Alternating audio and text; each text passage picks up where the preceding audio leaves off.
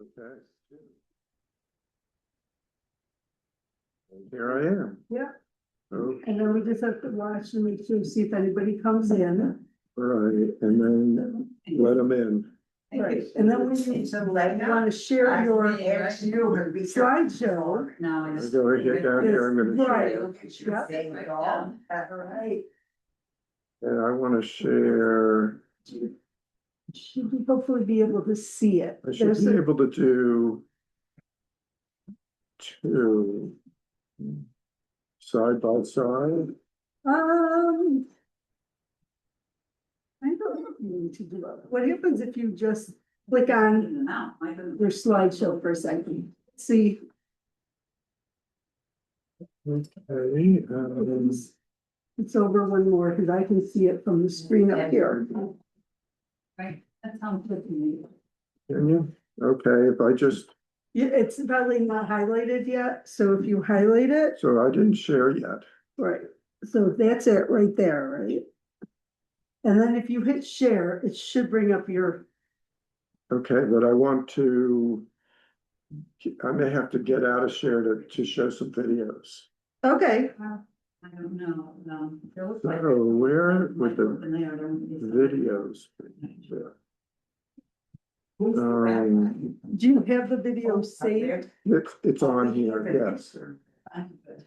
It's on a, advisor. it's on a website. Rochester General This Hospital. needs, And he's. before I was here, there were two entire screens, and there was another way to go What about Sue or to the whatever? right to catch it somewhere. Yeah, he. Well, let me share this, see if, See if, what's this? and Okay, so that's shared, if I I still do see you up there, so that's a good thing. go up here and do It's funny as well. slideshow All from the right, beginning. so couldn't talk bad in the comment, huh? No, oh, okay. How's that look up So there? it looks, Okay, there you go. we'll have to see if anybody Oh, my God. comes in. Okay, and I can still see Can you see them on the screen? If you see somebody coming in who's in the waiting room, participant one. which is just you. Just me. Yep. I don't think anybody's I No, don't see because otherwise anybody. it would be something that just says somebody's waiting. Waiting, It's usually blue. right. Okay, Getting into the videos, but you have the video saved or you have to. I have it, it's launched Okay, on a website, okay, on here. okay. So if I stop sharing, Mhm. and then I Okay. You That's should share then, that, yes, you'd have to stop sharing this. Oh, it was nice yesterday. And wasn't you'd have to it? jump to the other one. let's try it. Bad, the Yeah, days that- that Sure. we got home to look. And then yeah, I the go 19th. over Yes, here. be sure to tell. Okay. Now, It's funny. I don't like this I would want restaurant. to They're, oh, dear God. have That's this really up. fun. That's Okay. it. Well, I your heard screen's that. still Oh, there, and then my like kids this. called. Oh, okay, so I need to go back, I think you need to, yeah, you probably need to get it out of the I first get screen. it out of screen. Yeah. And then do it again. Is this in the screen? Right, yeah, we're Here, we got to, We'll see. But the Right. waitress You have said. to usually do that They outside. tell you this. And it brings it down, so because you have it in full slide. yeah, I gotta get it out of that, yeah.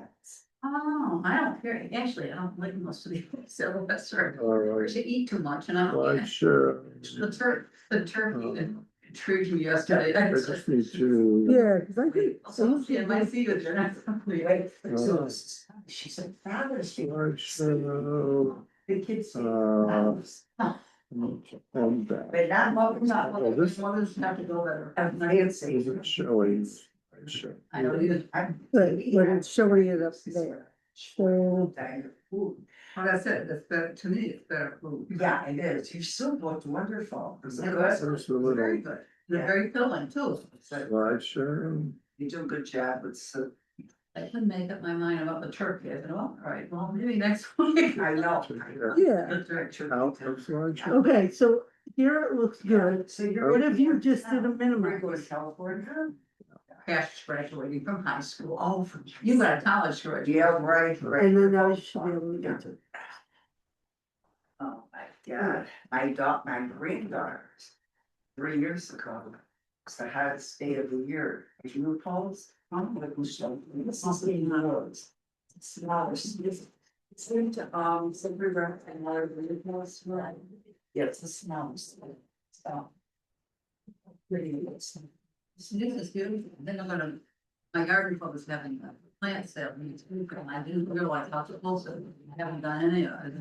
I got a lot of, I usually dig up 20 plants, but that is fine. So when I get home, I'll start it.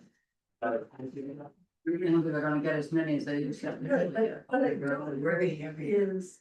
At the, We got Airport this, Historical we all Society. ran, slides gonna be worse there. Do you know where the farmer's market is in Fairfield? Well, it's okay. Good morning. You know where the line Is street? this on? Yep. In parking. Yeah, right across the street. Morning. Yeah, this- Okay. Working. It's very small little building. Oh,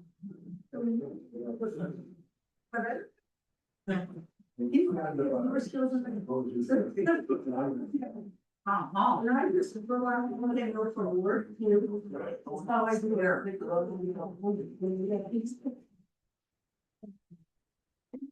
I'm drinking one. She goes in like that. No. Very sorry. Really make sure she. Years ago more. After repaired, looking at Jimmy Sean right there. And. wow. Tammy, my question, right? She's too. She's getting down to all of her. She's a big. Yes. Her daughter. Yes. She oversees. Stop. Yeah. Mother, her mother.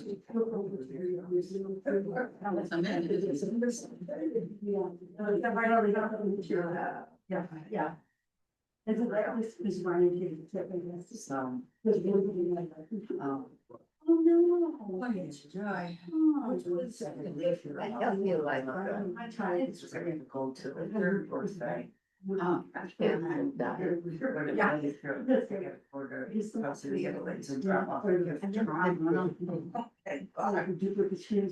Yes, yes, I said. Yeah, so I got that word out. Yes. Yes. And then, yeah, I know exactly. Oh, when they.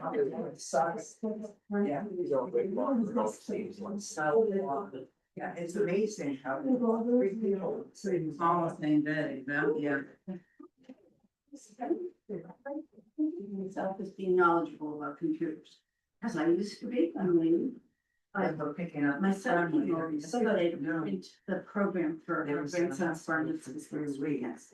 So, he wanted to print all the program, we have some computing, which wants to go to. Yeah, Ours is like converting many. I learned how to. I know what's going on, so I said, so She likes it going down there. and, okay, I said, do you need Word? And he said, oh, no, I never heard of HTML. I said, HTML. But you left over showing. All the kids came over. Last week. I was AI. Say it. Oh, yeah. And I just started talking and I heard a lot and I didn't know. That's But I mean, because we, It you know, was scary. 2 or 3 things kept happening on there. You would love it. It's the old generation. It does. That was the, I mean, I think I outrageous. really know what HTML Hours is. for. I used to write it in HTML. Oh, sure, yeah. It was scary, very scary. Midnight, everything. Uh-huh. So we were celebrating dinner then. She yes, yes, no. They do a great job about this generation. I just keep saying, keep it out. Don't put your best on the wall. Just that Smile. Right. Oh, yeah. Sure. Especially. That's a wonderful job. That's right. Service. Yeah, that's. Yeah, and that's all. It's available. Yes, there's a positive. Just those things I, Back there with an over. That's supposed to be my wife. And I thought he knows who is in the decision. And, you go to the streets. They've been closed, and so. Pretty sure I remember here. My age didn't, but not the computer, right? Pretty sure she got it. They don't have like that. Oh, I'm sure. And that's why they made some, they accused me of making a huge mistake. So I gave it to Candace, you didn't make it. They did. So you better. Morning. No, don't prove that. He's coming. I don't know if it was in you. I like your shoes. Thank you. They're very comfortable. They're by Ortho feet. Usually I wear Skechers, Yeah. but I found them. Well, believe me, like, I did, that's where you can get it. Oh, really? Well, and then immediately when I said that once I saw him, it was very small, but. They really accused me of, they did some. There was not. Eric has trouble.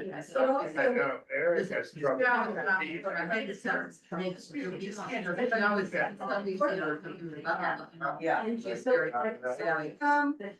So I got. It's one point that you don't need to do. Well, I think I should, because I don't think I can see anything like my shoes. I don't either. Once you know a size that's, sneakers are easier than shoes. Yeah, these are wide. That's why I went both of these. So if. And they're wide and they attach to How wide. it worked with him. Quadruple, he made them, so I gave them him. It's the second time, not with Yeah. him. That's easy to remember. Okay, I'll do it right now. One time I was working for. That you remember. Okay. And the guy would go into a time. Record. one Usually it'll pop up, it's like a little, it usually says blue and somebody's waiting, but you'll see it on this. Yeah, got that, and then Yep, it's still, should I Never caught it. stop sharing, but then it's gonna show. Workers doing the right thing. show me. stop sharing. That's why you pay them. Right, exactly. Okay, we'll make sure that, It should pop up at the top, right at the top, let's say. If Wait, somebody so wait. is trying to come in. Yeah. Okay. Yeah. If it's, we don't see it, one of us will just pop up and let when them it's in in. the full So if you screen see us- now, when it was in the full slideshow, you couldn't, It still should. I does think it it'll still show? Pop up. Okay, Yeah, when we first. I Okay, think it overrides. okay, we'll test it. yeah, Not when we first moved, actually, when we about retired. Yeah. Right. He took a lot of Two less. time and stuff out, it was a big, so we. Lester tried to Campbell. find that. I'm well, how are you? We hired, so we hired. Thanks for me. yeah. I'm not sure to think of. 5,000. Yeah. We would have never said. Why? Right here. I hope so. The guy, You know, he- yeah, well, yes, as a matter of speaking, we're gonna be doing it here. Initially, I wanted to use the kitchen, and then I was told that somebody, another person was using the kitchen. I had. I said, here, listen, I think I got it under control. Interesting. Yeah, we're gonna Okay. do something special here. Thank you, I had my boat. Yeah. Bye. Yeah. Guys, first of all, Oh.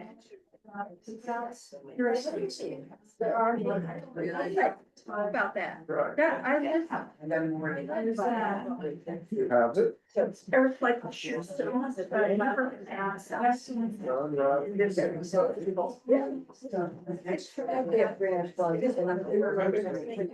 That's, and you have to.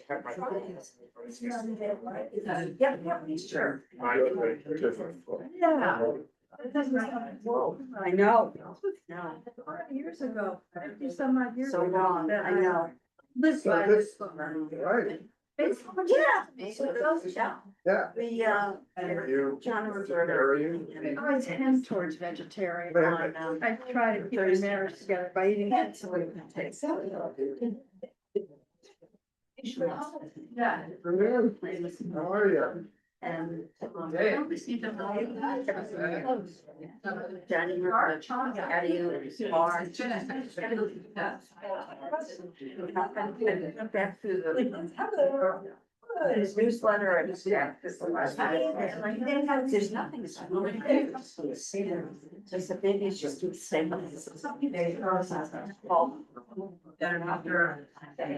Place. A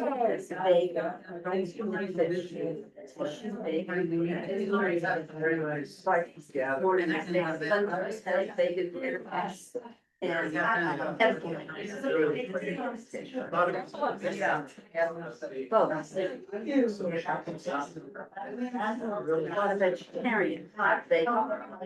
So he asked me earlier, so No. The vegetarian doesn't use meat better. or fish, beef, chicken, fish, but they do eggs. Yeah, nothing that comes out of trans. But we gotta wait.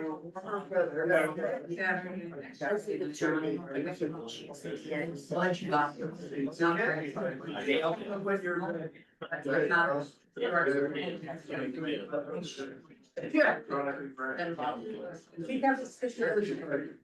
Yeah.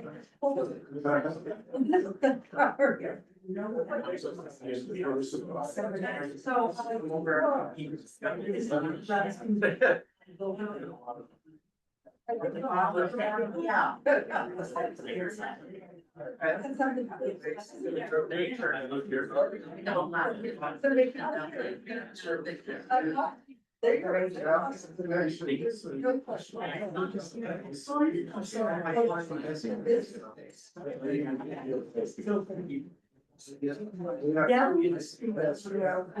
Once you're here, then you have your. Yeah, place. yeah, it's better. They did a lot of the kids. And I think they're on that. Yes. Here's something. So they gave you an offer.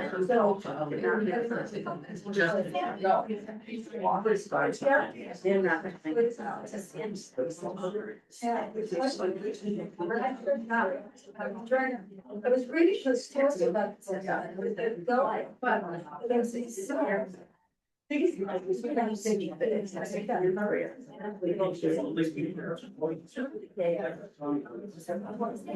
Yes.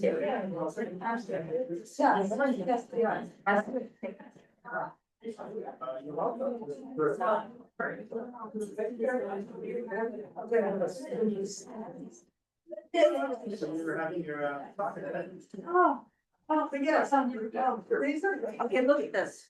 Here's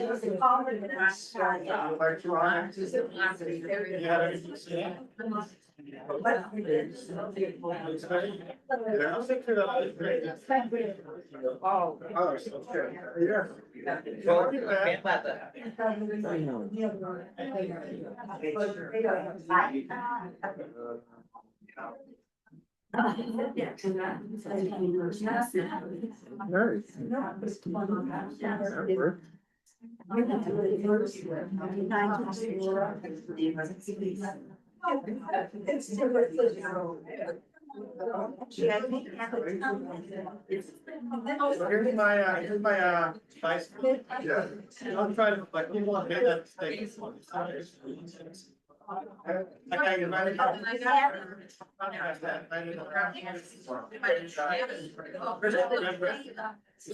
Yeah, I'm working on the. Christianity, not. I get all. But yeah. Hopefully my cook by an hour of my own discussion. Because you're never gonna teach us everything. No. Well, probably not a lot, but we'll let you know. So just don't worry about the full picture, about the whole information, right? Yeah. So. So start with things, starting with things that are. And, no one. Just. Right. That's right. And young.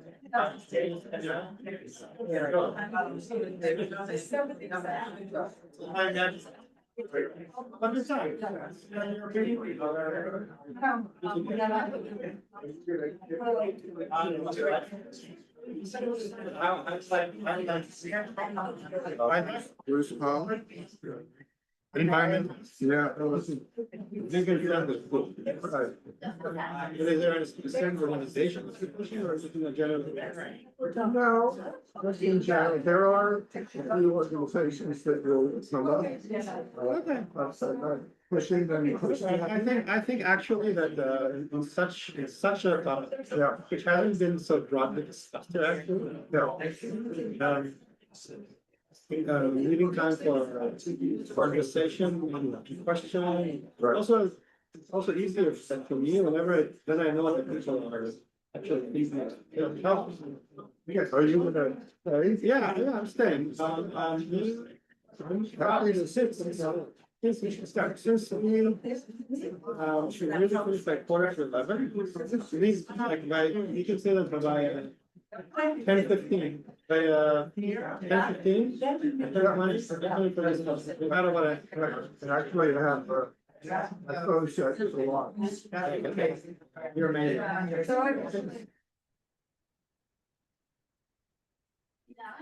Good morning, everyone. Boker Tov.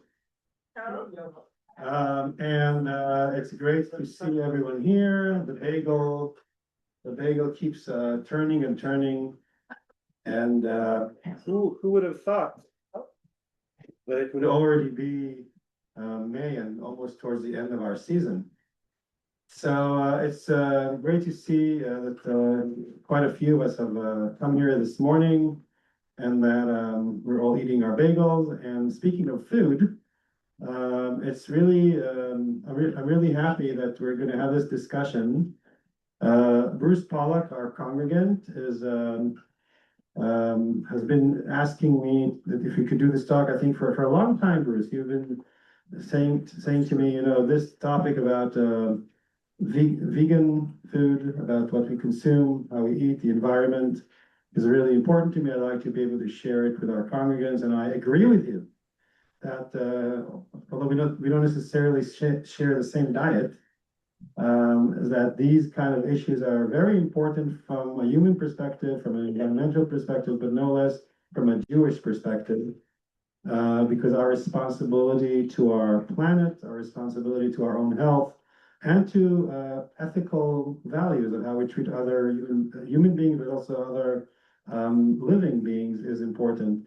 So for all those reasons, and with no further ado, thank you for being here.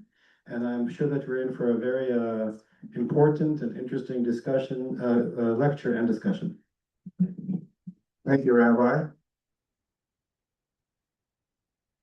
So I have been preparing for this for a long time, and I have way too many slides, and I have 2 videos to share with you. And so I'm going to go quickly through the slides to get to the videos, because they're really say what I'd like to say much more eloquently and better than I could do it. I'm the only whole food, plant-based, healthy vegan in my family. And some time ago, my mother-in-law asked me, Bruce, why are you doing this? And I said, I can answer that in 2 words, prostate cancer.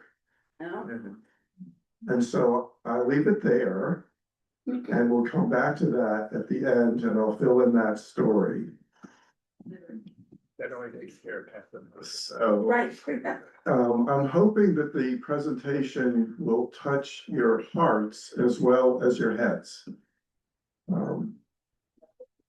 So I'm going to go. Yeah. Here we go. Okay, can everybody see that? And I hope you can see that online as well. So we're going to talk about promoting personal health, promoting planetary health, promoting animal welfare. And then we're gonna get to that video, which is a life-connected vegan. So, we have a sick care system in this country, not a healthcare system. And so the current system treats symptoms with pills and procedures, rather than getting to the root cause of why we have diseases like prostate cancer. And so there's a lot of evidence that our lifestyle has a big impact on our health. And so here's a picture of two doctors mopping up the floor when they could be focusing on turning off the faucet. And so Wendell Berry says people are fed by the food industry, which pays no attention to health, and are treated by the health care industry, which pays no attention to food.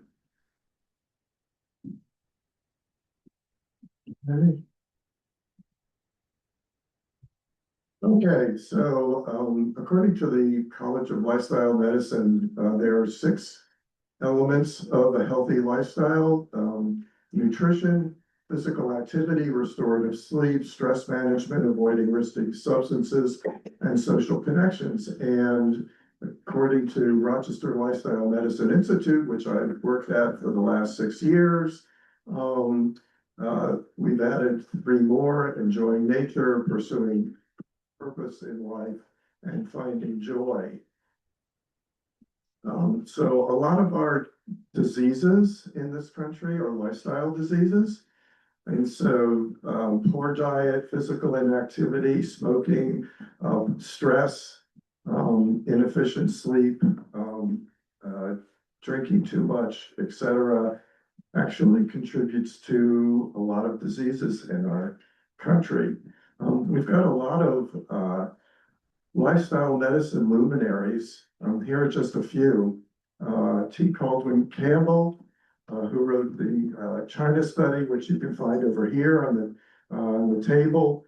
Caldwell Esselstyn, which wrote reversing and preventing heart disease. Dean Ornish, who runs an organization called Ornish Lifestyle Medicine, and Neil Barnard, who runs an organization called Physicals Committee for Responsible Medicine, Physicians Committee for Responsible Medicine. And there are many, many others.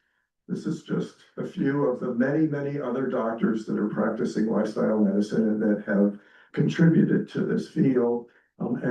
We have today Dr. Veggie and Mrs. Veggie right here, Dr. Ted Barnett and his wife Carol Barnett. Thank you very much for coming. Who established Rochester Lifestyle Medicine Institute back in 2015 and launched a Jumpstart program to help people have a whole food plant-based diet in 2018. Thank you very much for being here, and so they will contribute to the conversation as we go along. So this is what a whole food plant-based diet would look like. Vegetables, legumes, fruits, whole grains, nuts, and seeds. Minimally processed foods like tofu or plant milk or bread. And we're going to avoid all animal products, all heavily processed foods, and oil, which is just fat. So that's what a plant-based diet would look like. Here's a power plate. When you think about what you're going to eat, you're going to think about eating those things: legumes, vegetables, grains, and fruits. And journalist Michael Pollan would say, if it comes from a plant, eat it. If it was made in a plant, don't. And I specifically invited students in the school here to come. Thank you very much for being here. Thank you. Because a lot of the people here have lived a long time and they're pretty set in their ways about what they're going to eat. And so my advice to somebody that's older, that's been eating like that and feels good, my advice to them is keep doing what you're doing. But for all of you, you have choices to make. And so you're young enough to make choices about what you're going to eat, how you're gonna sleep, how you're gonna exercise, and all those things to lead to a healthier lifestyle so that you can get as old as a lot of the people here in the room. So Michael Pollan would also say, this is the advice, right? Eat food that looks like food, not too much, mostly plants. That's it. Okay, so Rochester Lifestyle Medicine Institute that Ted and Carol have been running since 2015, and Jumpstart since 2018. We've had over 2,800 participants of the program all around the world, and it's gotten fantastic results. People in just 2 weeks, it's a 2-week program, they lose weight, they lower their blood pressure, you lower your cholesterol, and you lower your glucose, things that we want to avoid: heart attacks, strokes, type 2 diabetes, some cancers, a lot of inflammation. I mean, we want to be able to get up out of bed in the morning and not hurt, right? So inflammation can drive a lot of diseases and just make your life miserable.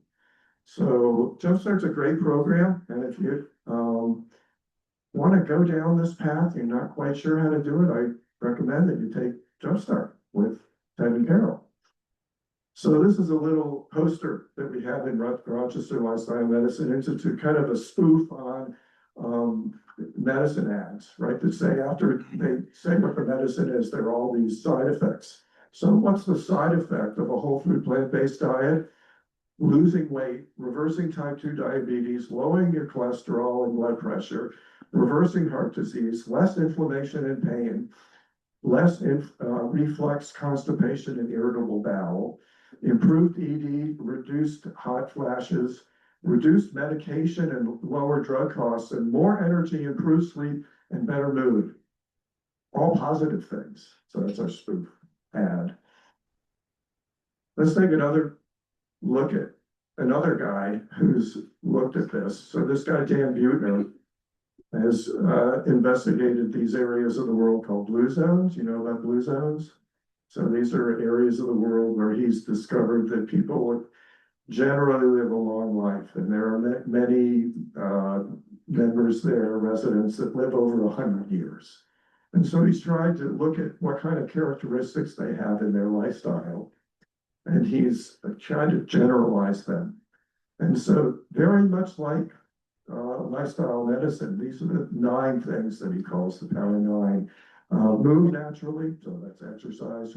Have a purpose, the why in your life. Downshift, keep it mellow, reduce your stress. 80% rule, stop eating when you're 80% full, so don't eat too much. Plants, so they eat greens and beans, that power plate. They also have a little wine. They belong to a place, right? They have faith communities. Here we are. This is really important. What we're doing right now is extending our life. It's really important to have community. They really focus on their family, which is so important. And they have the right tribe. They have support groups and networks. So we're having, oh, hey, honey, this is my wife, Cheryl. Thanks for being here. Gotta take care of the dogs first. Yeah. Okay. So this concept has been around for a long, long time. So Hippocrates is quoted as saying, I don't know if he actually said this, but he is quoted as saying, let food be thy medicine be thy food. So if we go by that, if you actually look at your plate and you think you're eating medicine, it makes why you're eating these things a lot more, a great purpose for that. Okay, so we're here for lifelong learning. Thank you very much for being here. There's a lot to learn. So I'm kind of going through, I've been doing this for over 7 years, whole food, plant-based, healthy, vegan. So it's a journey, definitely, to do this. And so I've just suggested some things. Watching these documentaries. Who's seen Forks Over Knives? Forks Over Knives? Okay, great documentary. The Game Changers, What the Health Can, Cowspiracy, You Are What You Eat. All these are terrific. Read these books. The China Study, they're right over on that table. The China Study, Prevent and Reverse Heart Disease, How Not to Die by Michael Greger. Fiber Fuel, very important to get fiber in your diet for the microbiome, right? Meat, eggs, cheese has no fiber. So where are you going to get your fiber from? From plants. Yeah, very important for your health. And the blue zones. Check out Dan Buettner's blue zones. Okay, let's change to a different topic now. So we already said eating plants and eating that way is really good for your health. It's also really good for the environment. So if you're concerned, anybody concerned about climate change? Okay, so there you go. That's good. All you kids. So what you eat has a big impact on our climate. And so animal agriculture is the major cause of climate change. Who knew? We're always talking about CO2, fossil fuels, the energy and transportation sectors. There's very little talk about land use and farming in the discussion. But a lot of folks have looked at this, and animal agriculture is a major cause of climate change due to the methane from cows and from deforestation. Apparently, over the last, take a number, 1,000 years, when we had modern agriculture come, we have chopped down about half the trees in the world. And that's really changed the entire environment in our world. And so various people have looked at this. So the UN has looked at this and back in 2006 and estimated that 18% of greenhouse gases come from the animal agriculture. Then another two guys, Goodland and Anghan, looked at this a little later on and it wrote a report that said, no, it's 51%. Okay, and this guy, Silas Shroud, who runs an organization called Climate Healers. Anybody hear of Climate Healers? Climate Healers. So that's on the web. You all should check out Climate Healers. So Silas Shroud is probably the leading advocate worldwide for having a vegan diet to confront climate change. And he's written a paper that said it's much more than that. He estimates 87%. Whatever the number is, it's huge. There are other reports. The Eat Lancet Commission report said food is the single strongest lever to optimize human health and environmental sustainability. This guy, Glenn Mercer, has written a book called Food is Climate. It's over there on the table. You can check it out. And so we know that the most effective, easiest thing you can do to reduce climate change is reduce or eliminate meat and dairy in your diet. Much more effective than changing your light bulbs or buying an electric vehicle. Could you hold? Oh, Yeah, okay, thanks. Thank you. So there's this concept called planetary boundaries. So a bunch of scientists got together in 2009 and in Stockholm and proposed this concept of planetary boundaries. There are 9 of them. And once they had this model of planetary boundaries, they tried to start measuring each boundary to see where we were. And so each year, I think they do this every 3 or 5 years, measure the boundaries. And the latest measurement says that we've gone past a safe zone for 7 of them. 7 of the 9. So climate change is only one of them. So there are 8 others. And the other ones that they say we've transgressed are biosphere integrity, freshwater use, land system change, biogeochemical flows, novel entities, and ocean acidification. So there's a lot going on in the world, right? Besides just climate change, Silas Rao says that if we have a vegan diet, a whole food plant-based diet, we can start to address all of them and bring them back into safe zones. A good thing. Oops. Okay, so in terms of land use, if you look at the world, right? 29% of the world is land. The rest of it's ocean. Okay. It's me. Okay. You can ignore Okay, we're good. We're doing good. All right. 76% of that is habitable, 45% of that is in agriculture. Of the part that's in agriculture, 80% of that is for livestock, meat, dairy, etc. 80% of that for grazing and growing food to feed animals for us to eat. If you look at that portion, then if they look in terms of calories supplied for us, only 17% of that comes from livestock, and the rest comes from plants. And if they look at the protein, everybody's concerned about protein. It's a whole other subject. We could spend hours on that. We're not going to do that. But most of the protein we get is from plants. And people say, well, you're in a whole food plant-based diet. Where are you going to get your protein? I could say, where do cows get their protein? Where do horses get their protein? What all the big meat eaters, with gorillas, if you want to be as strong as an ox, eat like an ox. What do oxen eat? Grains, right? Okay, so we know that beef is the major contributor to greenhouse gases. So if you're going to do anything, don't eat beef or any of the products from animals.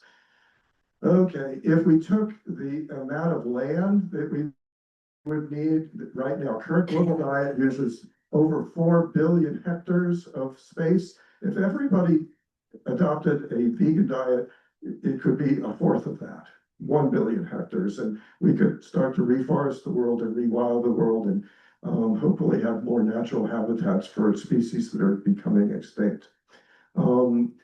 Having an animal-based diet needs a lot more land, water, and energy. Huge amount, 10 times amount as growing food for plants that we could eat. Okay, switch now quickly before we show that I show that video. So animal welfare, I don't know if you know about factory farms.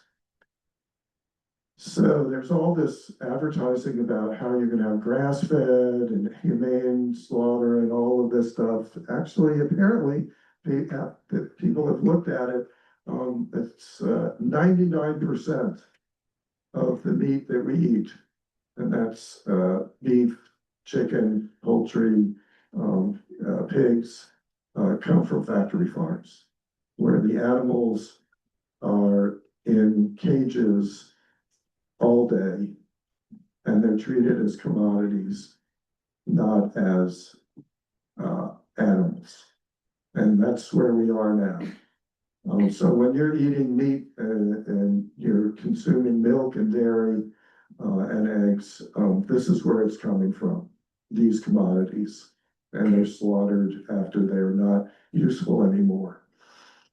Okay, so let's get to this video that's going to explain, hopefully I'm going to be able to do this.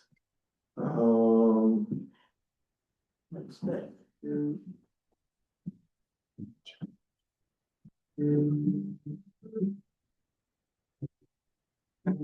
Square.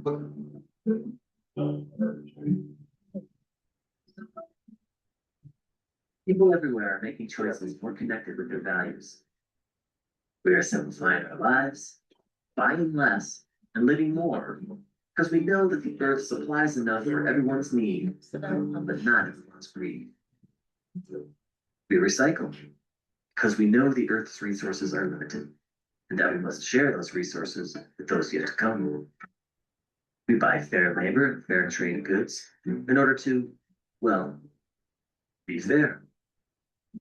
We buy organic, to keep chemicals off the land and out of our water, to protect wildlife, to keep farm workers and their children safe, and to keep our bodies healthy. We conserve water, save energy, and plug into the power of Mother Nature because we realize that when we make connected choices, we not only build better lives for ourselves, we build a better world for everyone. Still, there is one connected choice that often gets overlooked. It's one of the most far-reaching personal, practical, and ethical choices you can make. With this choice, we can help feed ourselves and every hungry person on the planet.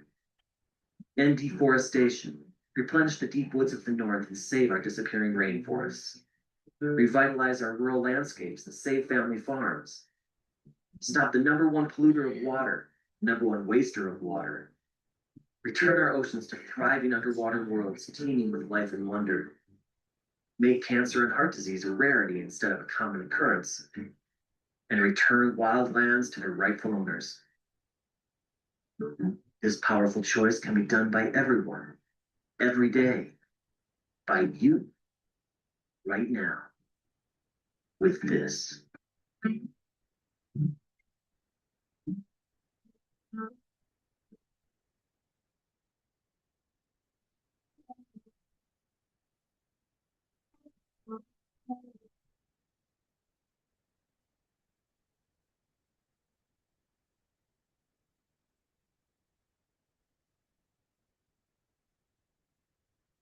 We are all connected.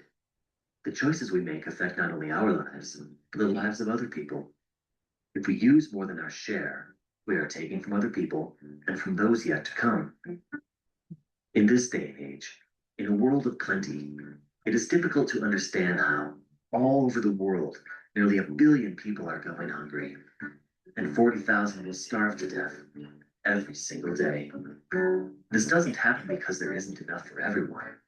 This happens because, while people are starving, we are wasting enormous amounts of grain to feed cows, pigs, chickens, and other animals, so that we may satisfy our desire for meat, milk, and eggs.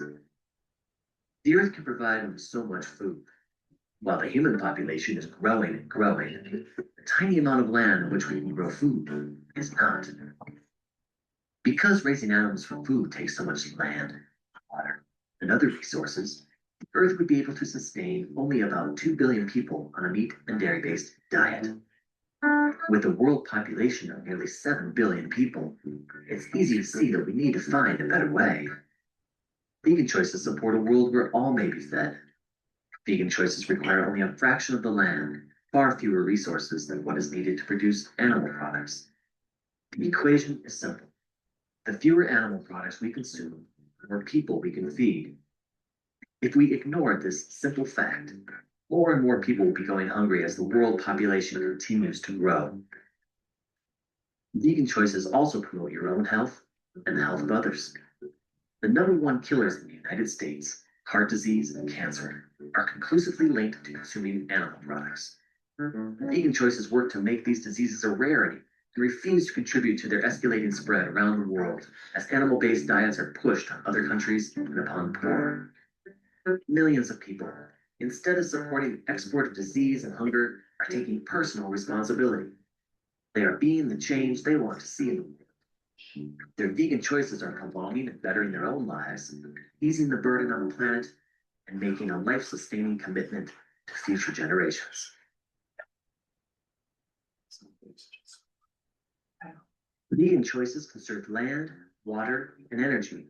In fact, raising animals for food consumes so many resources that making vegan choices is one of the most powerful things you can do as an individual to help save the planet. One of the top contributors to global climate change is raising animals for food.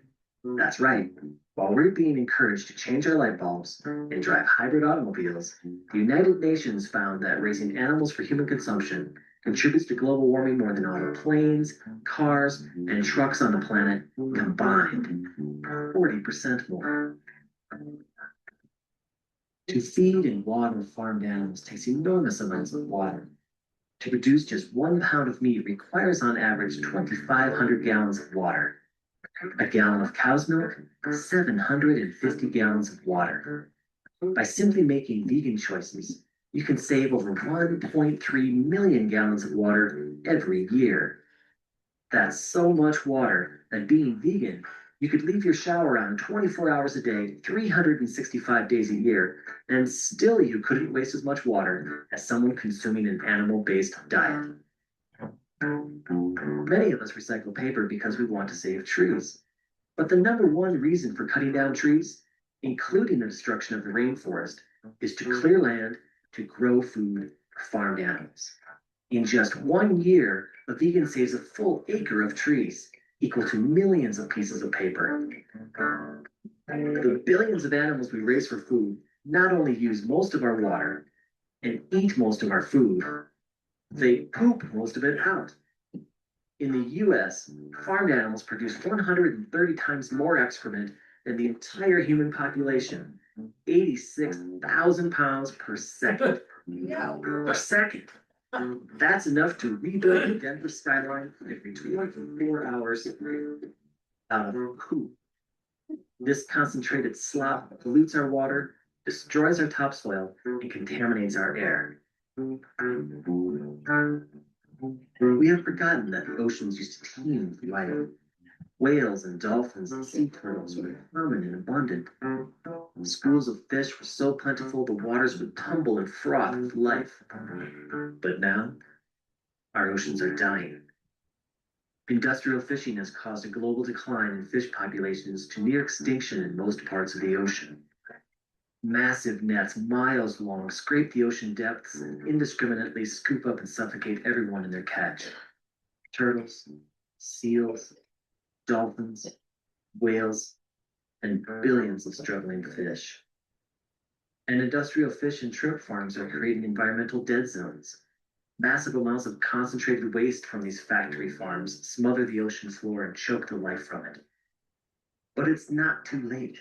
Imagine a world with clean air, clean water, millions upon millions of acres of replanted forests, and flourishing grasslands, thriving oceans teeming with life and wonder, vast expanses of wildlands given back to nature, and the wild animals, we used to call them home. Vegan choices work so that all of us may one day again be the world we all share.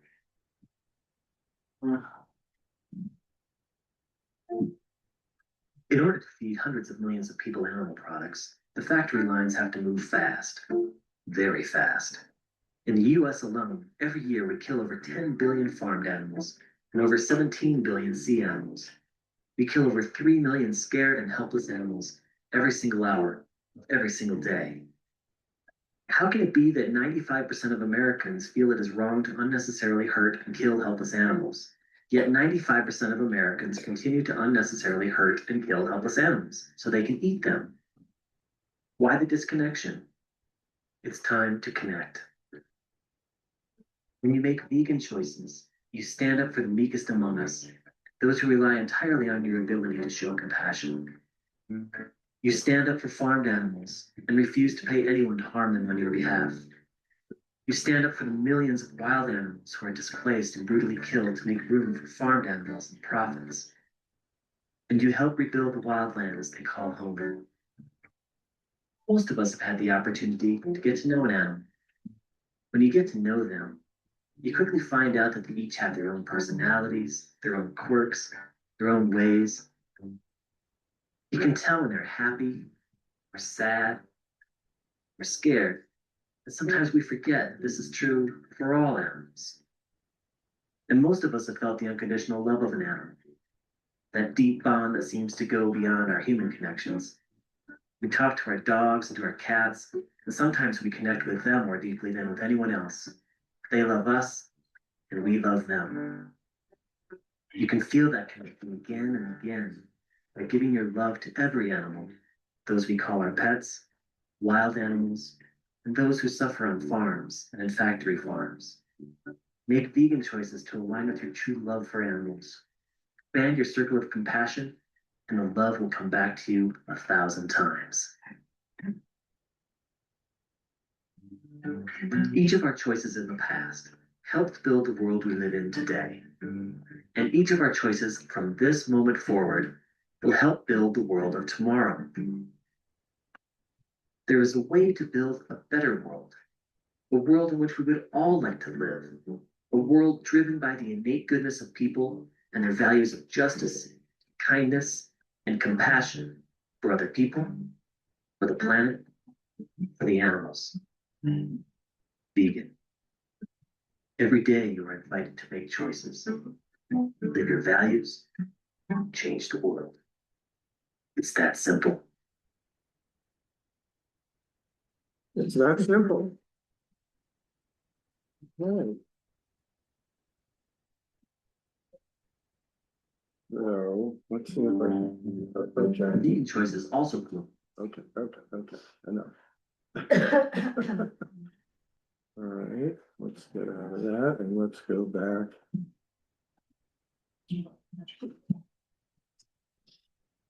We have that? Okay. So let's switch gears a little bit more. So what is the plant-based treaty? And why should we endorse it? And why am I asking Temple Sinai to endorse it? So we know that there are these periodic meetings in the world called the COP meetings. There was one just recently in November, and at least the Nation magazine reported it was a big disappointment. That at the end of this, the convergence of the nations, that they came out with a statement that didn't mention fossil fuels at all, which is the main topic. And the statement didn't even mention fossil fuels, and it didn't mention deforestation as well. And so the nations are struggling to deal with this issue. We also know that our current administration actually rejects the idea of climate change, right? They Bruce, can you hit play so the slide is bigger? let me go back to slideshow from the current slide. How's that? Okay, so Trump thinks that global warming is a hoax, and they're doing everything to reverse things. So where are we? The nations of the world aren't handling this. Certainly our US administration isn't handling this. We've known about this issue for a long time. We've talked about that. So this is a book, Eating Animals by Jonathan Safran Foer. You can see it right over on the table. He's Jewish. Yeah. To read it, there's another book to read, right, about this. So, and the United Nations has written a report back in 2006 called the Livestock's Long Shadow Environmental Issues. So we've known about this for over 20 years, and here we are. So what is the plant-based treaty? Well, it's a global grassroots organization to highlight the impact of animal agriculture on climate change and our other planetary boundaries. And I'm actually leading an initiative here in Rochester to get individuals like you, businesses, organizations like Temple Sinai, and ultimately the Rochester City Council to endorse the plant-based treaty. So we're trying to put pressure on the nations of the world from a bottoms up perspective, from tops down, not working at all. So bottoms up, we're trying to get a momentum to have in the conversation about land use, animal agriculture, farming as part of solutions to climate change. And so that's what the plant-based treaty is all about. I actually have, I want to pass this around, a summary of that, and shows what organizations. So there are three elements of the plant-based treaty: redirect, relinquish, and restore. Transition away from animal-based food systems. No more land use change for feeding animals and grazing, and restore our forests and our natural landscapes. So that's what they're focused on. And it's really again, bottoms up. Here we are. We're the ones that have to state that this is an important issue and get this into the conversation.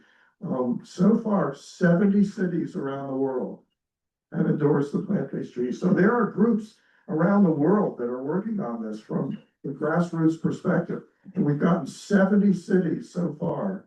And this just started in 2021, so about 5 years into it. 7 cities in the US. So here's a list of those 7 cities. 2 just recently endorsed, Cambridge, Massachusetts, and Somerville, Massachusetts. So I've been working with a group of people that are focused on Rochester to do this. So why do we want to do it? What's the plant-based treaty? We know these are the things we want to avoid. More acute weather events, more wildfires, shifts in global weather patterns that would disrupt agriculture, rising sea levels, loss of permafrost that's going to accelerate climate change, loss of our natural habitats. We have a mass extinction going on now in the world. More pollution from factory farms, we heard about that. Extreme animal suffering, if we care about animals, we should have a plant-based food systems.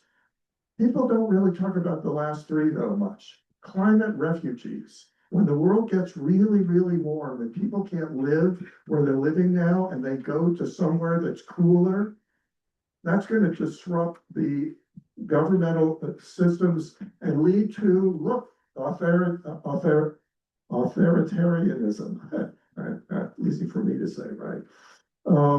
That could change the political systems or war with stronger nations like us, right? Acquiring resources from weaker nations. You got to wonder why Russia invaded Ukraine. Well, Ukraine apparently is the breadbasket of Europe. So we don't hear about that. But if Putin is thinking about feeding the Russian people, he wants to acquire land that'll feed. So wars and certainly we've heard about pandemics. Factory farms are a breeding ground for pandemics. And so when we're eating meat, dairy, cheese, and whatnot, we're promoting factory farms that are breeding the bugs that are going to kill us in the future. We want to avoid that. So, like I said, there's a campaign here in Rochester. I'm leading that. Here are the organizations, you've got a list of them there on your handout, that have already endorsed the plant-based treaty. So I've been, my group and I've been out and about, and here are all the organizations that have done the endorsement already, and I'm hopeful that we can add Temple Sinai to this list. That would be awesome to lead more credence to our path to go to the Rochester City Council.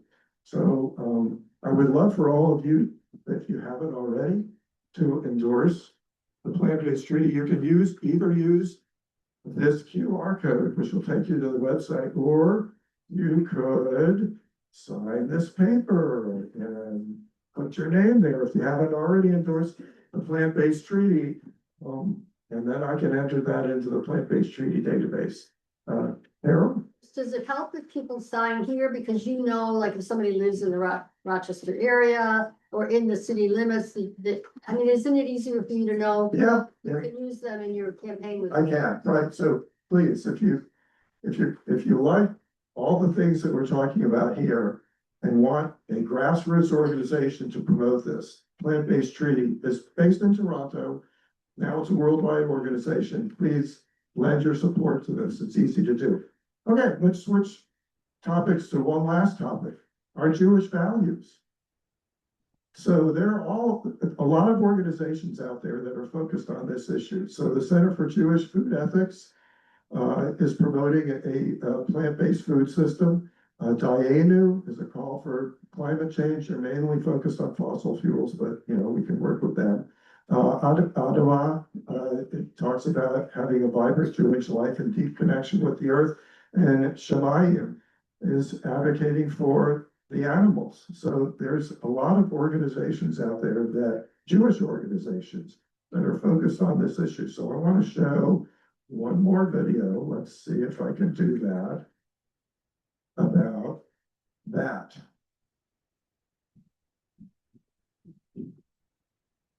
Okay, so here's the Center for Jewish Food Ethics website, and here's a really cool video they have. After the 6 days of creation, God took the hand of Adam and walked Adam all through the Garden of Eden and showed Adam all of the abundance, the incredible beauty of this magnificent creation. The fruits and the vegetables and the trees and mountain vistas and presumably the sunset. And God said to Adam, all of this is for you.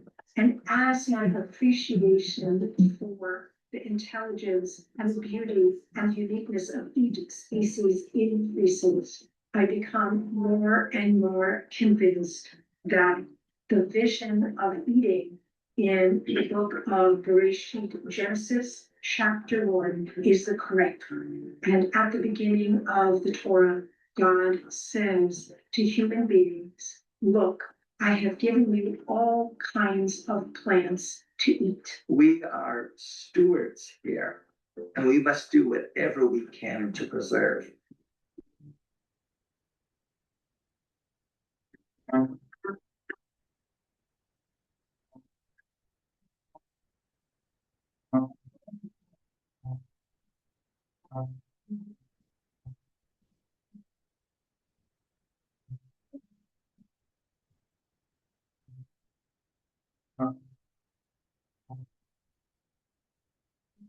All Pashit, the Jewish law prohibited the deliberate waste of resources or destruction, anything that could potentially benefit someone else. Stemming from Deuteronomy, it reminds us of our obligation to take care of our world and its resources. The livestock industry consumes freshwater supplies, and its spread leads to deforestation, water pollution, and biodiversity loss.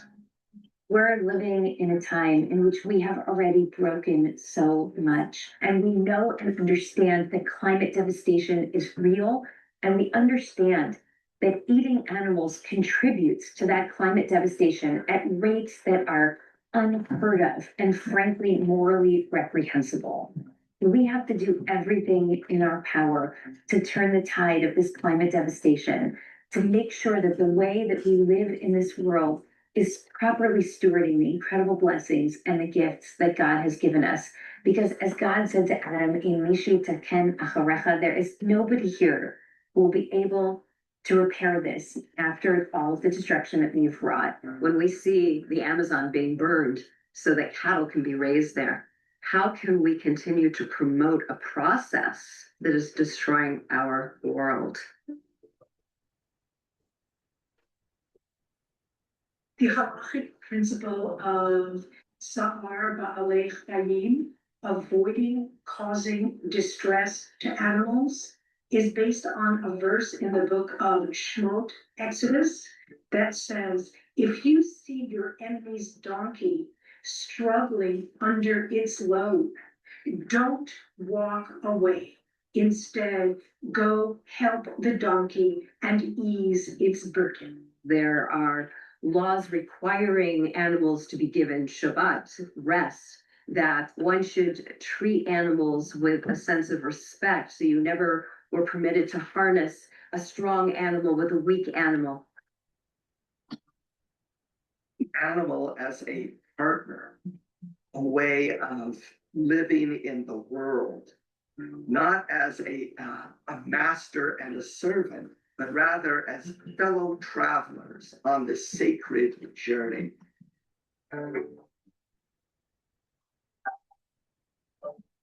The principle teaches that the Holy One of Blessing gave each of us only one body.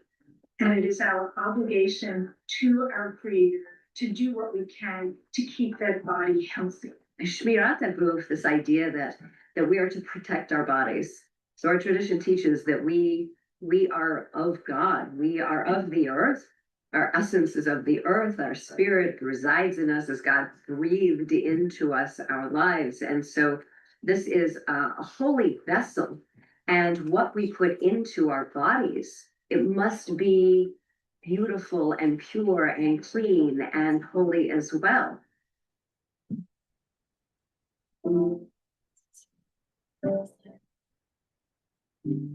Kashrut is about separation and differentiating that which is proper and that which is improper, how we prepare it, how we cook it, how we eat it, everything that we get from it. But eco-kashrut goes a step further. Where does this food come from? Part of the human experience is to try things out, and sometimes we fail. That's okay.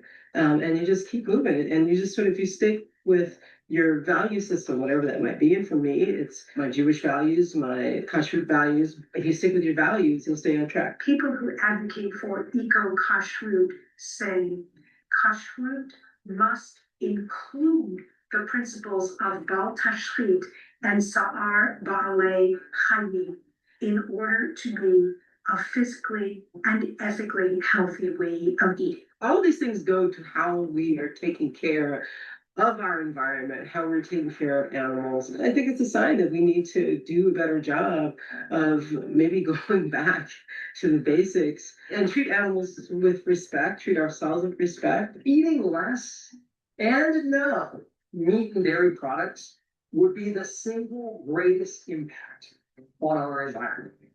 Join us in taking this step or a step to a plant-based lifestyle. Shalom begins on your plate and mine.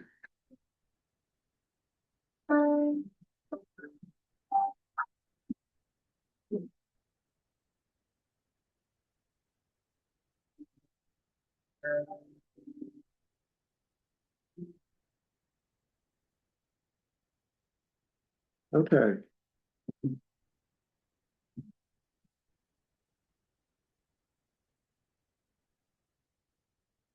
Let's try that again, and we're almost done. Okay, again, in terms of lifelong learning, we're here, right?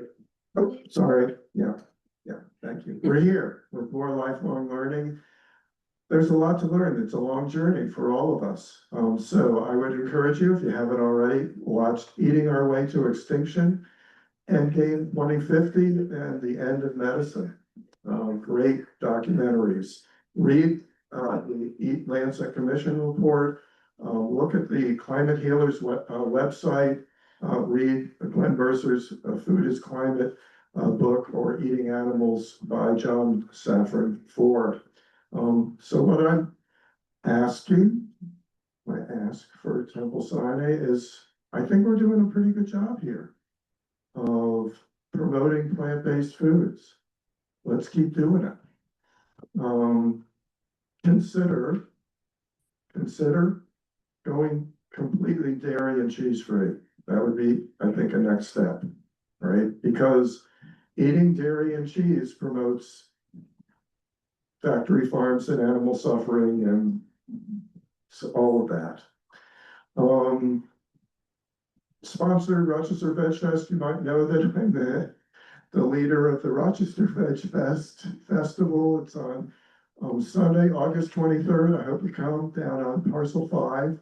That would be great to have you there. It's going to be a great festival, lots of speakers, food demos, music, lots of vendors, food vendors. It shows the vibrant plant-based community here in Rochester. It would be great to have you there. And finally, I would love for the temple to endorse the plant-based treaty. That would be awesome. Get them on the list. So why should we have a plant-based diet? Well, to promote our personal health, to promote planetary health for us and future generations, to live in a kinder, more compassionate world, and to live by our Jewish values. That's it, right? So thank you very much for letting me present this. The rabbi, how'd I do? Great. Okay, so yes, thank you for holding. And I think maybe still with the microphones, if we could just, Yeah, pass this Q&A now. Maybe there's another mic available.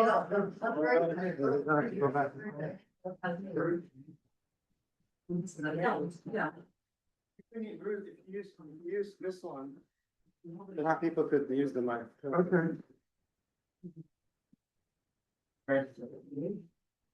So thank you for that. That was very informal.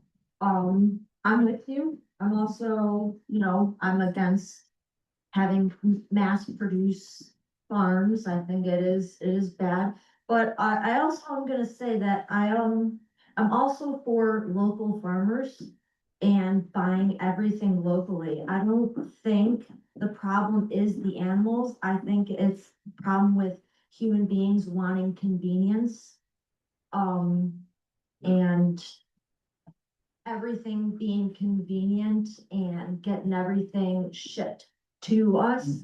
If we learn to buy everything locally, I mean, I've talked to many farmers and I've been to their farms. I mean, I'm a homeschool mom, so I've been to quite a few to teach my kids about it. And a lot of them are very nice to their animals. And I'm not gonna say this in a bad way, but their food is quite delicious. But they are very good to their animals and they keep them well fed and their environment is very good. So I don't see animals being the problem. I think it's more or less the human beings, us wanting everything convenient right here, right now. And if we learned to buy locally fresh and learn to store it ourselves, I think that might be also helpful. Also the idea of farming too should be changed because there's many alternatives to farming. It doesn't have to be dirt grown.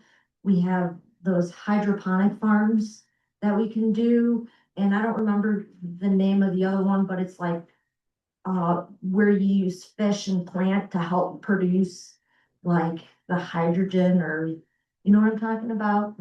Hydroponics?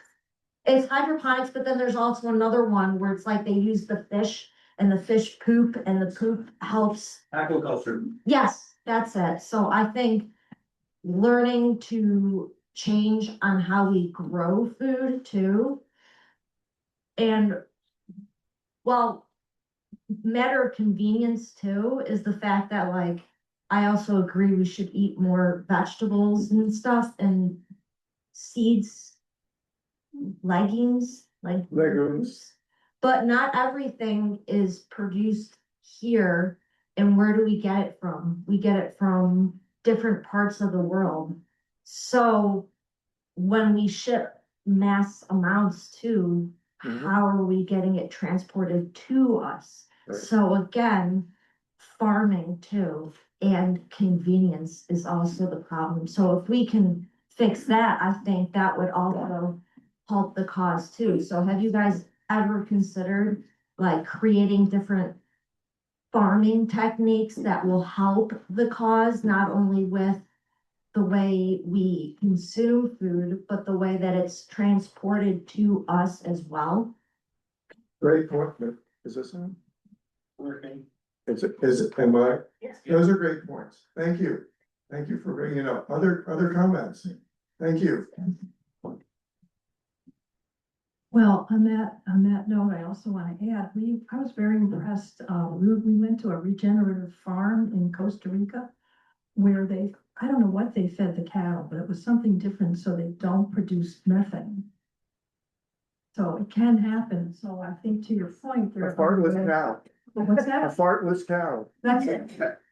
Fartless too. Yeah, and beltless, yeah. Yes, Yeah. So those are some good points. Yeah.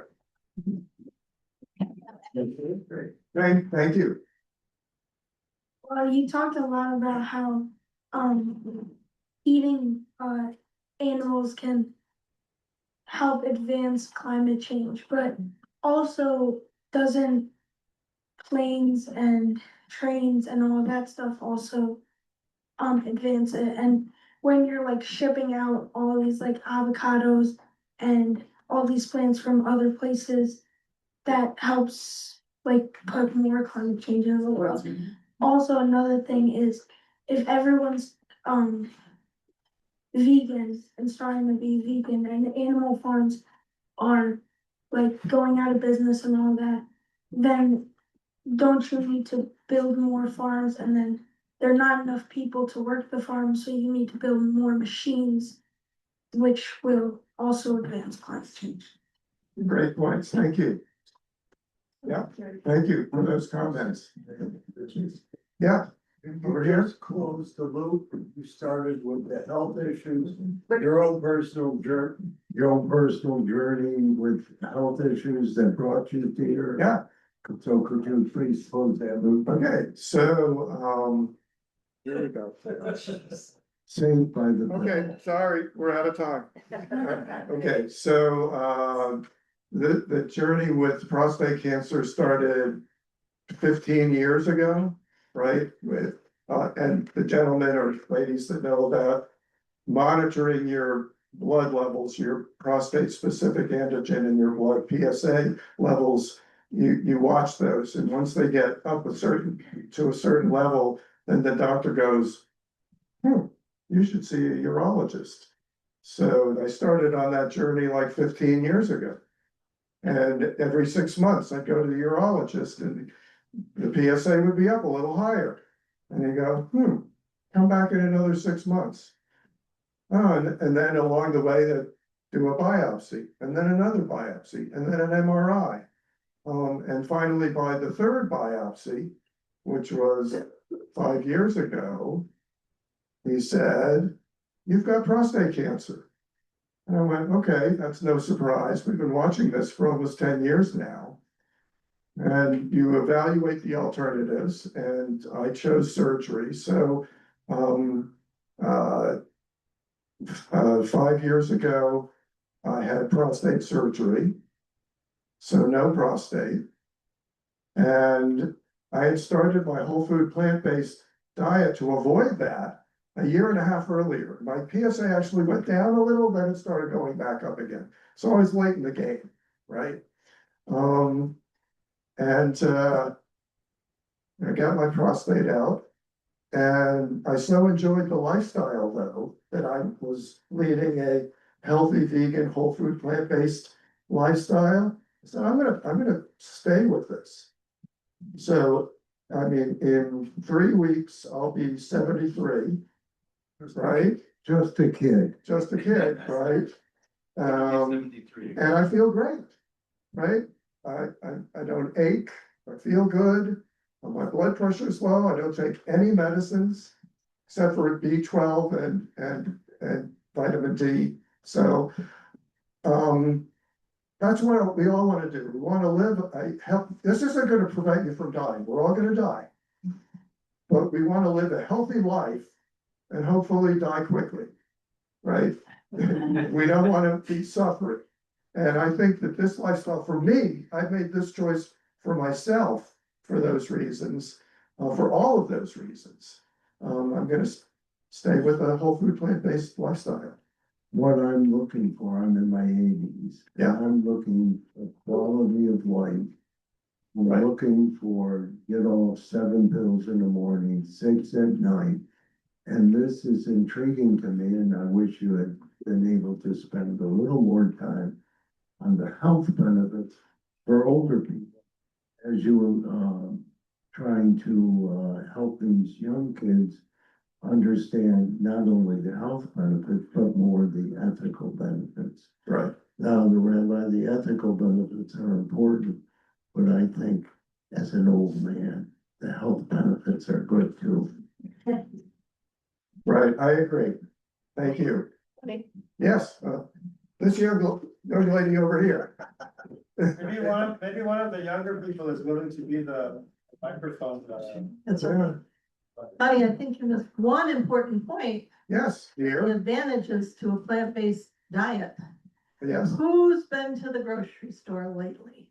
The rice, the beans, the vegetables, most fruits are way less expensive than a roast that I've seen running upwards of $50. It's crazy. So if you wanna have a little relief on your wallet, you know, try plant-based, do it, meatless Mondays or, you know, pasta Wednesdays, whatever. It works. It's still expensive, but a lot less. Okay, thank you, Ted. Yeah, great point, thank you. Thanks, Bruce. That was a great presentation. I'm Dr. Ted Barnett. I actually started Rochester Lifestyle Medicine Institute, and Bruce has been with us for quite a while. And took one of our earlier Jumpstarts. Actually, if I could just respond to a few of the questions and comments, is that okay? Go for it. Yeah, so as far as I agree that local farmers are better, and not transporting food long distances is ideal. I also don't think, I personally don't eat animals, and I haven't since 1991. And I know you put up a slide that said it's been 20 years we've known this. In 1991, we basically made the change for the environment. So, and even then I felt like I was late to the game. Right. So, but as far as how many animals local farms can actually produce to feed everybody, it's just can't even come close. So right now, more than 99% of animals are bred in factory farms that humans consume. So the one thing you can do overnight is to stop eating them. If the local farms can start to produce enough animals for all 7 billion people on the planet to eat, that would be not great. I wouldn't like it, but it's not actually possible. I think the only reason we recently have factory farms is because there's such an incredible demand for the products that they produce. I know my wife is making faces right now, but so yeah, it would be great. But one of the problems that you run into is there's this psychological phenomenon where people go into the store and they see, oh, it says grass-fed over here, and then they buy the other stuff anyway because it makes them feel less guilty. So the idea of having grass-fed, all these things that are labeled grass-fed and free range, they're not really available to most people. So in the short run, until that could happen, which I don't think it can, the one thing you can do overnight is to say, I'm not going to eat them anymore. And it would prevent huge amounts of environmental destruction, incredible torture to the animals that live in there. I know you were impressed with the way animals are treated on these local farms. And I have to agree with that. I can't dispute that. That is not the problem, no. The problem is factory farms. The entire planet has been turned into basically a factory to produce all these animal products that make us sick. I make my living as a radiologist. Actually, I call myself the high-tech doctor with low-tech solutions. There's no way to make a living in lifestyle medicine, which is what Carol and I do as volunteers. So far, there's no way to make a living of it because, you know, people don't like prevention, they want cures, right? So that's my response to that. I know over here somebody said the idea if we stop eating all these animals, we need more farms, I guess, to produce the plants. But actually, it's not true. We actually need fewer farms because 80 or 90% of the grains that are produced in the world go to feed animals, which are then fed to humans. But there's about a 10 to 1 loss of energy, food calories, and an concomitant incredible increase in health. To your point about health, because absolutely, this is by far the healthiest diet that we have that humans can consume. And we have people go through our 15-day whole food plant-based Jumpstart who do come off their medications very quickly. In fact, we warn them, you need to talk to your doctor because your blood pressure may plummet and you may need to come off your blood pressure medication. You'll probably eventually come off your statins, not a guarantee, but you may. We have people reverse their diabetes all the time. That's like we love that because it's almost a slam dunk for us, the cardiometabolic disease. So heart disease, high blood pressure, fatty liver, hypertension, I said that already, total obesity, all those things respond very quickly to going on a whole food plant-based diet, mainly because it gets you off the standard American diet, which is what caused all those things to begin with. And we tell people, look, you're a grown-up, you can do anything for 2 weeks, give it a try. You get your blood drawn before you start, and then your blood drawn 2 weeks later at the end. I still remember a woman whose total cholesterol was 299 on day 1. On day 15, her total cholesterol was 149. It dropped 150 points in 2 weeks. People say, well, if doctors already know this, why aren't they doing it? A lot of doctors don't know about it. Most people don't want to hear this because, oh, I don't want to I love my meat. I don't want to change my meat, my diet. So take a look. Go ahead. Where do I get it? Where do I get this done? We get that, we go to our website, Rochester Lifestyle Medicine Institute, which I know it sounds like we're local, which we started out local, but 2020 when the pandemic hit, we went from bringing 24 people at a time every month into our office in cohorts. We went to going using Zoom. Instead of this newfangled invention. We have a learning management system. We reached almost 3,000 people in all 50 states and 12 countries. So we're international now. Richard had a question, but while I bring him the microphone, I'm reminding you, Dr. Burnett, that you actually came here and gave a very wonderful evening presentation and a dinner maybe 5-6 years ago. And I do remember the thing everyone loved. There was a little like quiz at the end, and everyone was shocked at how much protein broccoli had. I remember that was a big hit. It was a big hit of your presentation. Anyway, thank you. You alluded to it briefly. What's your source of B12? A pill. Yeah. So, I mean, apparently B12 comes from microorganisms that live in the soil. And if you eat meat, you get that from the meat. If you're on a plant-based diet, you need to supplement because you're not getting it from the vegetables so much. And if you're on a plant-based diet that doesn't have dirt on it, that's the, we basically clean our, we drink water sterilized, stream water has B12 in it, it's everywhere. From what I understand, the nitrogenous nodules that live by the roots of trees also produce B12, but we don't eat those. Okay, so if we can find more vegetables that have. If we can find more vegetables that have B12 in them. So having dirty vegetables isn't necessarily a bad thing, right? So yes, so I do take a B12 supplement daily, and that's a good thing. Yeah. Okay, any other comments or questions? Well, thank you so much for being here. Rabbi, you get the last word. No, I don't. I wish maybe. You always get the last word. There is no last word. The bagel keeps rolling and rolling, but and so is the discussion.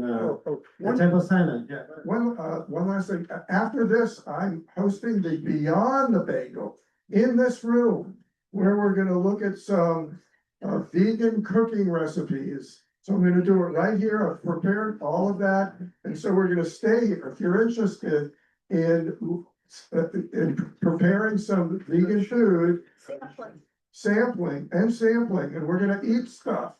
It's good, so stay. Yeah, so there's definitely more opportunities to learn about this.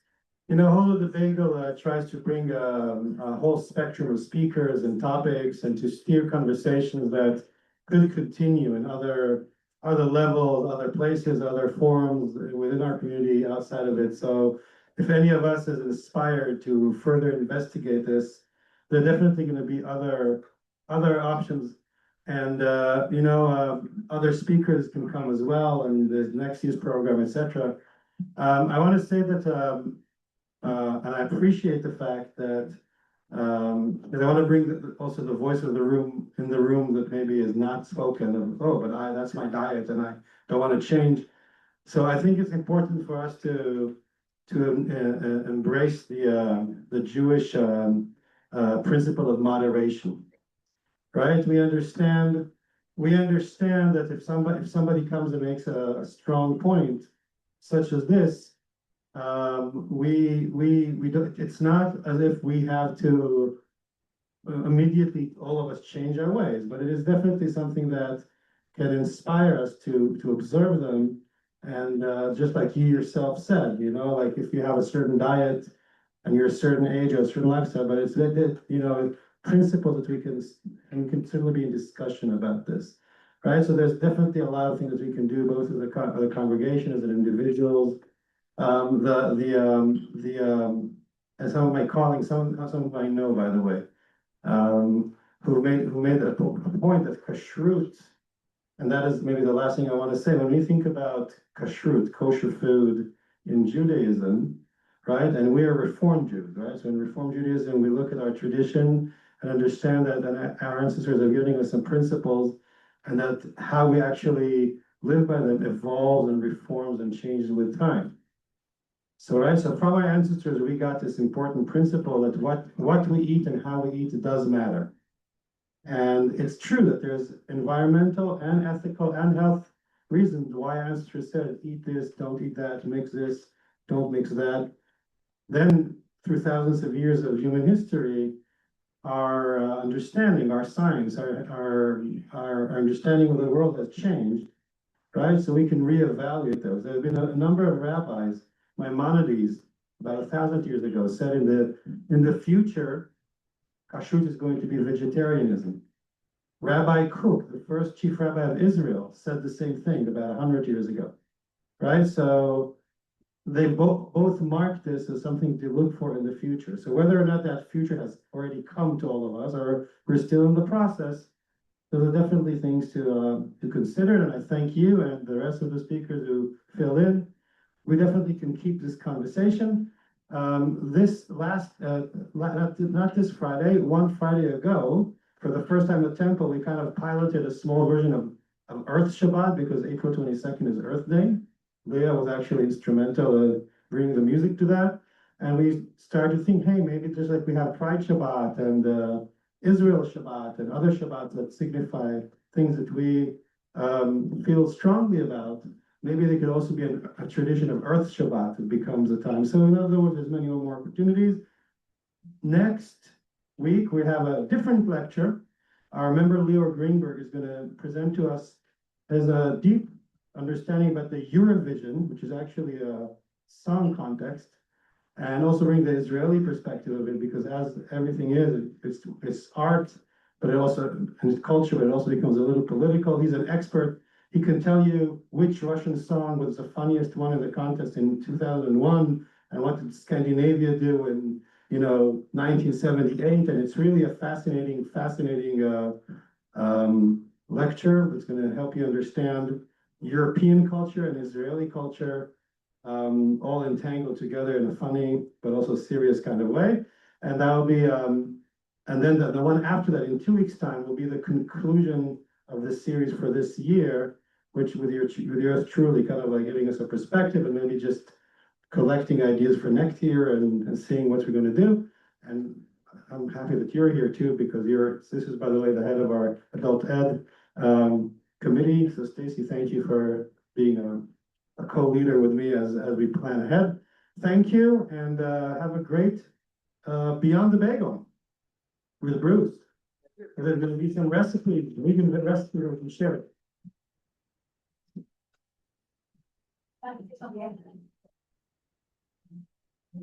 Yeah, you're welcome.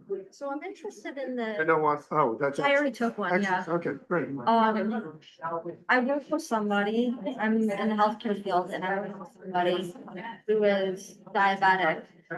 So this would be interesting to learn about, get rid of diabetes. Is it like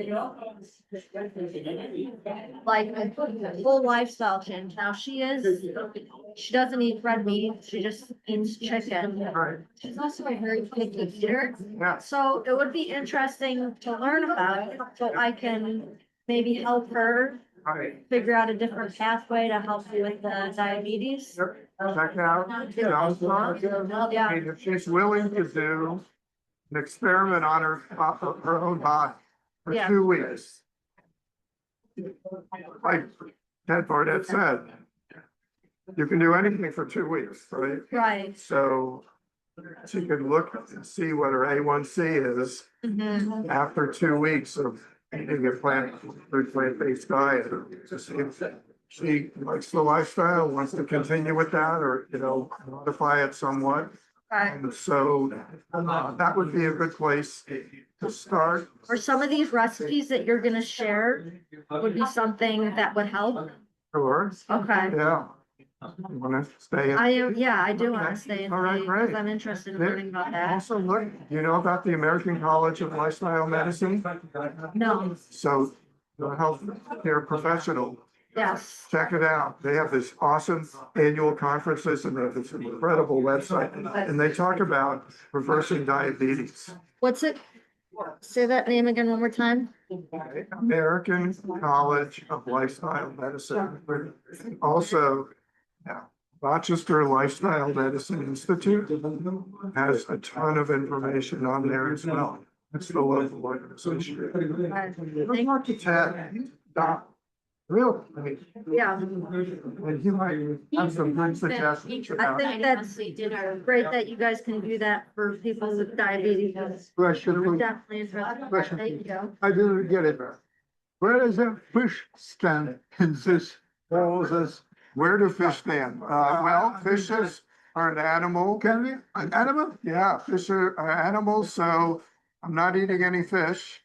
So that would fall right into being a whole food plant-based, it's no fish eating. No fish. Yeah, no fish. So that we're fishing the oceans to death. Yeah, I know. And so, hopefully, no fish. We gotta revive the oceans. Okay, thank you. No, well, But you could do stages, you could do stages, you could say, all right, for 6 months, I'm gonna cut out meat. Then I'm gonna cut out chicken and see what you built in to balance out. Cut out fish less. Yeah. And they're not healthy. Yeah. My dad True, was on a plant-based diet, but he turned 78. I mean, sorry, 88. So So, vegan and cheese for me. Because of health things, he got scared by the sense of health things.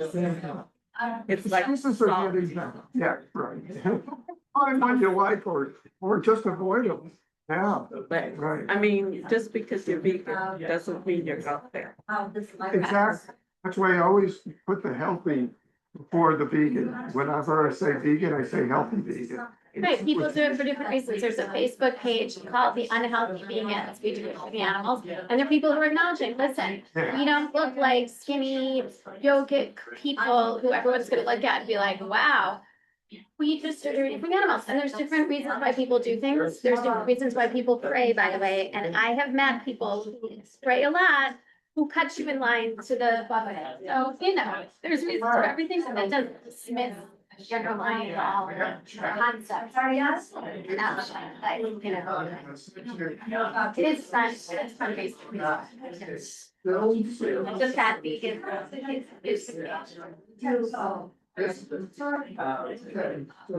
Reason I mentioned here, or she able to keep part of. You can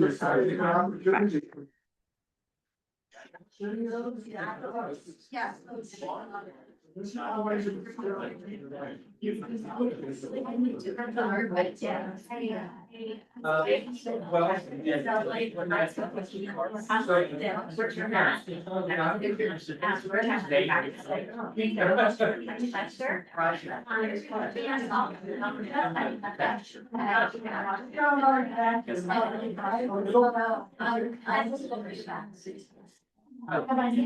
You don't have to do anything.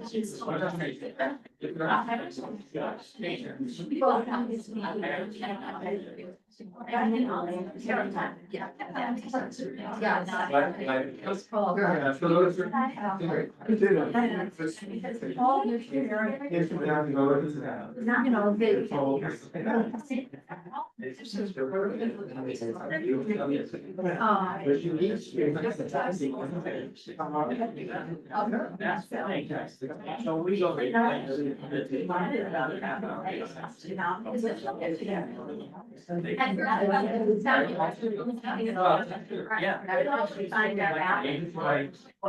I mentioned, it's back when it's a big week out of. It's just not everyone's vegan. Yes. It's already done. So.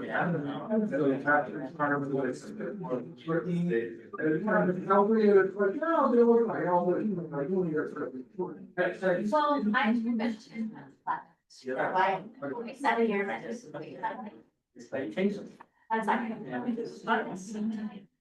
so. Which is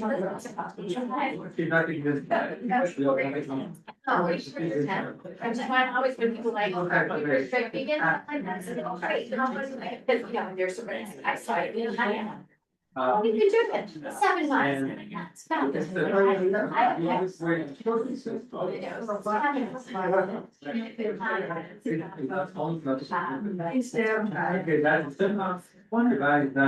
That's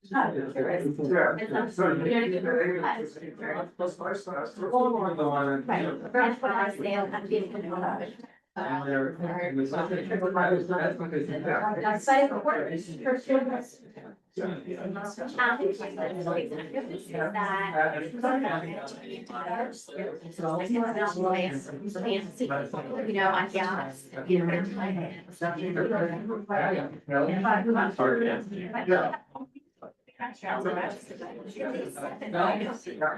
And they're wonderful. I saw that, yeah, I saw that she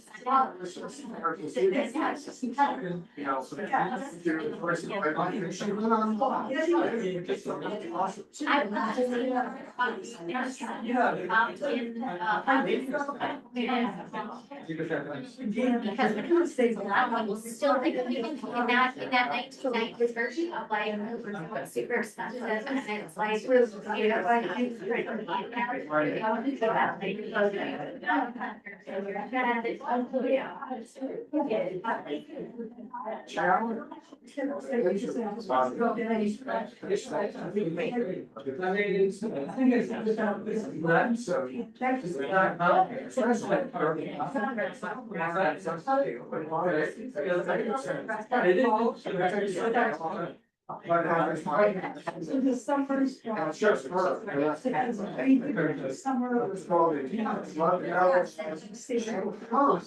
To the fact.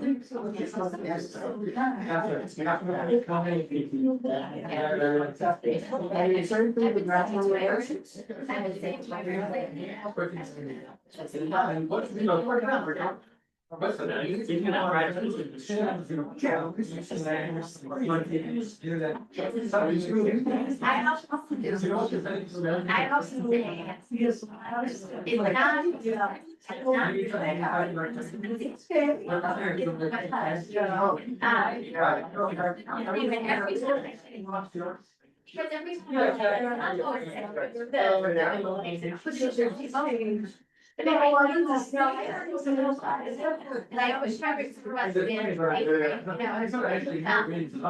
that's my name when we started medical training right now. I said, well, she and that's like, Yeah, and that's.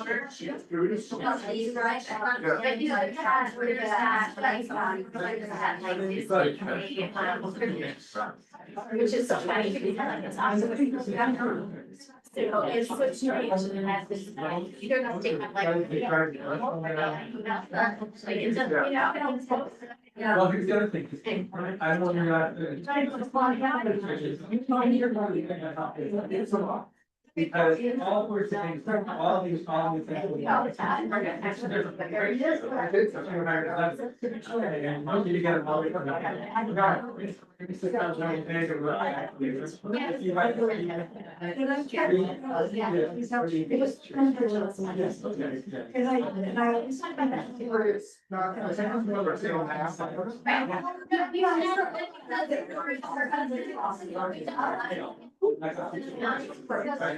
and then she asked this, and she got the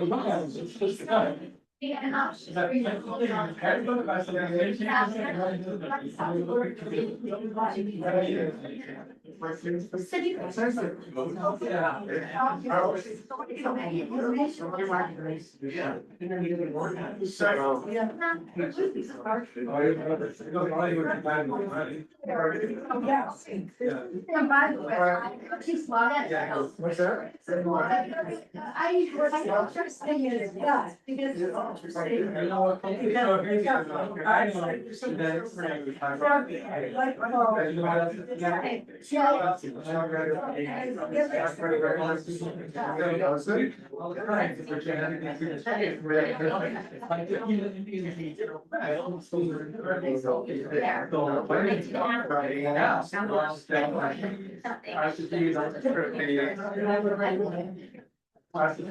We talked to Sandy for a second.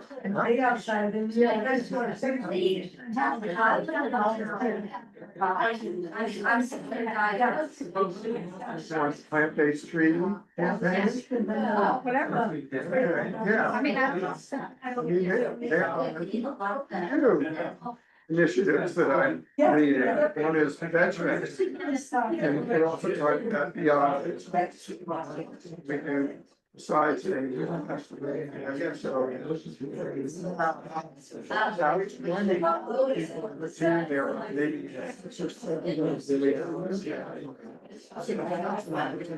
Plant-based training. I'm always looking for, they have a small, maybe 3 or 4 people that really have to air to get endorsements, to go out and talk to organizations and businesses about the plant-based treaty. Right, I mean, you've got that one sheet there, but I mean, there's a lot of information if you look at the website of the plant-based treaty. Oh, this is a whole. Oh. Yeah, I've been noodling on this for quite some time, you can tell. Right, right. Okay, so let me set up for. I think it was a great one,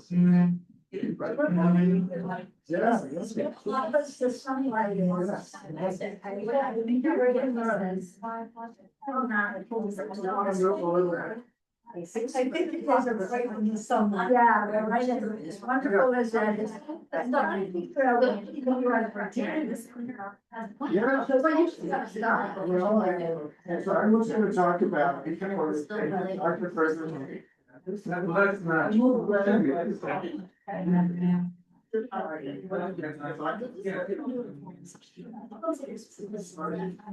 Years. No, I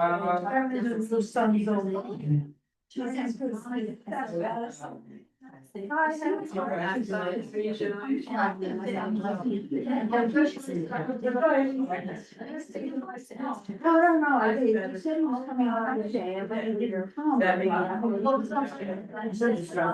I should it had to be vegetarian. And so I was giving out recipes, so that's every Friday.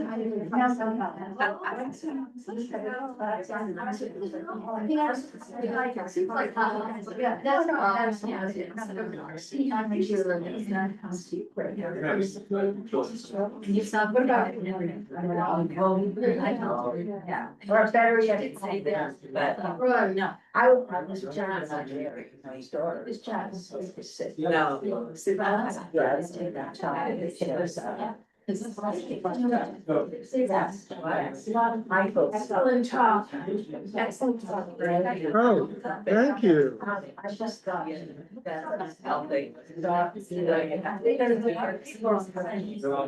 Then our husbands were here. I just. That was interesting.